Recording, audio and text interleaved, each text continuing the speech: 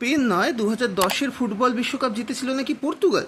একথা আমি বলছি না, বলছে উত্তর কোরিয়ার ন্যাশনাল মিডিয়া। কিন্তু কেন, চলুন আজ আপনাদের সাথে করি সেই গল্প। 2010 সালে সাউথ আফ্রিকা বিশ্বকাপে প্রায় 44 বছর পর বিশ্বকাপের মূল পর্বে যোগ্যতা অর্জন করেছিল উত্তর কোরিয়া। গ্রুপ পর্বে প্রথম ম্যাচে তারা মুখোমুখি হয় ব্রাজিলের বিপক্ষে। সে ম্যাচে তারা 2-1 গোলে হেরে গেলেও উত্তর কোরিয়ার খেলোয়াড়দের লড়াকু মানসিকতা গোটা বিশ্বের ফুটবল প্রেমীদের মন জয় করে নেয়। তাদের দেশের সরকার তাদের খেলোয়াড়দের এহেন পারফরমেন্স দেখে তারা সিদ্ধান্ত নেয় যে পরবর্তী ম্যাচ থেকে সে দেশের ন্যাশনাল মিডিয়ায় তারা সরাসরি বিশ্বকাপ সম্প্রচার করবে। তো 21শে জুন কেপ টাউনে ক্রিশ্চিয়ানো রোনাল্ডোর মুখোমুখি, অর্থাৎ ক্রিশ্চিয়ানো রোনাল্ডোর পর্তুগালের বিপক্ষে মুখোমুখি হয় উত্তর কোরিয়া। কিন্তু ম্যাচের সরাসরি সম্প্রচার শুরু হওয়ার কয়েক মিনিট পর থেকেই সে দেশের জনগণ দেখতে পায় যে তাদের দল পর্তুগালের বিপক্ষে প্রায় খড়কুটোর মতো উবে যায়, এবং সেই ম্যাচ শেষ হয় 7-0 গোলে পর্তুগালের কাছে গোলের মালা হজম করার পর। তো অপমান এমন চরমে পৌঁছয় যে উত্তর কোরিয়ার ন্যাশনাল মিডিয়া খেলা চলাকালীন প্রায় 60 মিনিটের মাথাতেই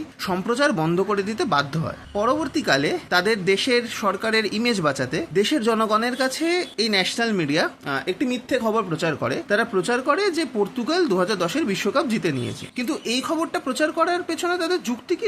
যুক্তিটা ভীষণই অদ্ভুত। তাদের দাবি যে পর্তুগাল বিশ্ব চ্যাম্পিয়ন দল, এটা যদি তাদের জনগণ জানতে পারে তাহলে জনগণ ভাববে যে বিশ্ব চ্যাম্পিয়ন দলের কাছে 7 গোল তো হজম করাই যায়, এটা এমন কোনো বড় ব্যাপার না। তো 16 বছর পেরিয়ে আজ আবার পর্তুগাল আজ রাতে নামছে তাদের বিশ্বকাপ অভিযান শুরু করতে। এবছর বিশ্বকাপের অন্যতম ফেভারিট দল পর্তুগাল। এবার বিশ্বকাপে পর্তুগাল ঠিক কতদূর যেতে পারে, বা শেষ পর্যন্ত পর্তুগালে বিশ্বকাপের খরা ঘুচবে কিনা, ক্রিশ্চিয়ানো রোনাল্ডোর হাতে শেষমেশ বিশ্বকাপ ট্রফি উঠবে কিনা, আপনাদের কি মনে হয়? Drop your predictions below.